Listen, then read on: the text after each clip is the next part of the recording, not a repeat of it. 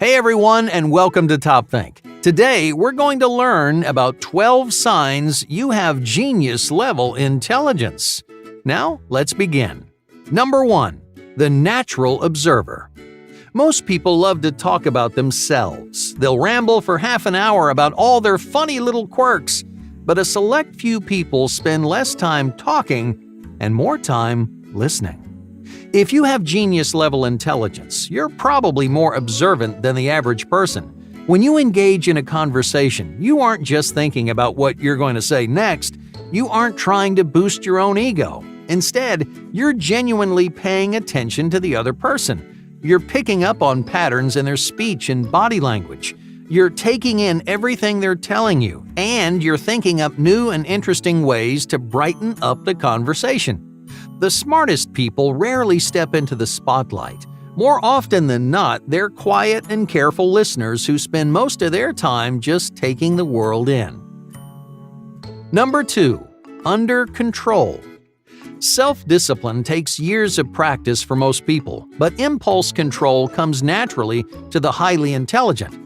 You know how to regulate your emotions, stifle your unhealthy ravings, and find a comfortable balance between spontaneity and discipline. That knack for self-control also helps you lead a healthier lifestyle, filled with inspirational routines and hobbies. This is so common among intelligent people. You don't let your vices fly under the radar. When you recognize something you want to change about yourself, you just don't let it slide. You find a lasting solution. You make substantial adjustments to your mindset or your behavior, because intelligent people know when something needs to change. Number 3. Seeking specificity. In 2011, a pair of researchers investigated whether or not highly intelligent people think differently than everyone else. So they started with something simple that everybody does: making assumptions. Do people with a genius-level intellect make assumptions like everybody else? To test this, researchers used two kinds of assumptions. They're called overfitting and underfitting. Overfitting is when you know something very specific that fits one situation really well, but it doesn't really make sense anywhere else. Okay, let's say you wanted to recite a poem. If you started spouting those verses in your English class, well, people would understand you. But if you took your poems out onto the street, you'd get a bunch of weird looks, right? Well, that's overfitting. Underfitting, on the other hand, is when you choose something that's way too general. It might fit the larger population, but it doesn't really tell you anything useful. Okay, let's say you want to study cats. You gather a bunch of data from shelters and breeders, and you decide that cats have at least one thing in common. They all have 4 legs. Well, you could generalize that assumption to the entire population. It doesn't really tell you anything, does it? So, what do cats and poetry have to do with your intelligence? People with a genius-level intellect do one of these two things way more than the other. Highly intelligent people love to be specific. In fact, you'll catch them overfitting on a daily basis. They'll make dozens of ultra-specific assumptions that don't really work anywhere else. Because as an intelligent person, you're always curious. You're never satisfied with a single vague idea that sort of makes sense. You get too specific, too fast, and then slowly but surely reel yourself back in. Number 4. Flying solo. If you have a genius-level intellect, you probably like being alone. A lot. Intelligent people have no problem flying solo because you put your alone time to good use. Maybe you have an active imagination, you like planning out your passions, or you just spend lots of time thinking about life in general. Either way, as an intelligent person, you rarely need other people to entertain you. Now, that doesn't mean you're antisocial or completely introverted, but when you're looking for a worthwhile way to spend your time, you don't rely on anyone but yourself. Number 5. Focus like crazy. When a highly intelligent person gets in the zone, it's hard to pull them out. You can focus for hours at a time, diving headfirst into whatever passion project you're working on this week. That incredible concentration is one big reason why intelligent people get so much done, but only if you're excited about your work. You hate doing things that you find boring or pointless. You get distracted constantly if you're stuck doing busy work. But when you find something you're passionate about, there's no stopping you. Number 6. Creative clutter. While a cluttered room or a desk can put a damper on your productivity, messy people tend to be more innovative and intelligent. This idea has been floating around for a while, but a recent study put the power of creative clutter to the test. In their experiment, participants sat at one of two desks. The first was clean and organized, while the second was a complete disaster. It was covered in random papers, office supplies, and other distracting messes. While sitting at their desks, participants were given a ping pong ball. Their job was to imagine new ways to use that ball. It could be something straightforward like a paperweight, or something bizarre like a hat for your finger.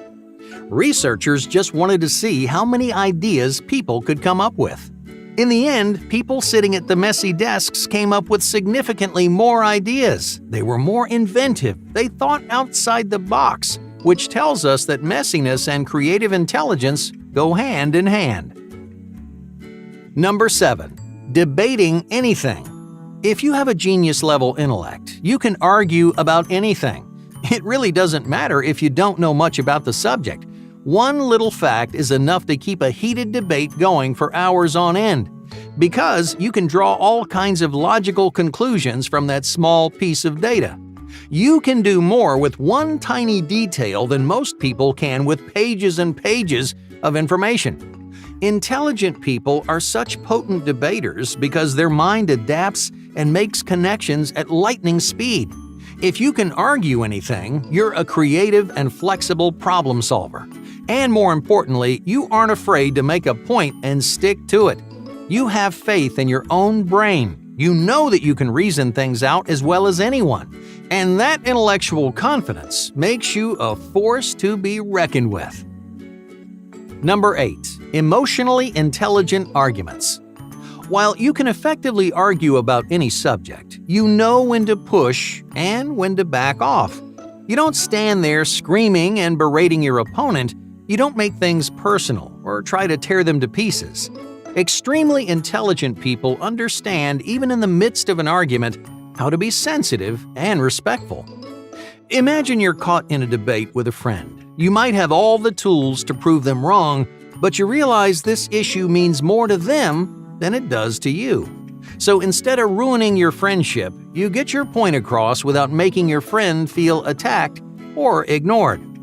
Knowing when to pull your punches is a rare and valuable skill, so if that's something you do on a regular basis, you might have genius-level intelligence. Number 9. Brains run in the family. Thanks to a twins study in the early 2000s, we know that part of your intelligence comes from your genetics. Your genes, around 500 of them to be exact, have a huge impact on the way your brain develops. For example, if your frontal lobe is larger than average, you can thank your strong gene pool. Since genetics play such a major role, parents can actually pass down cognitive skills like memory or reasoning.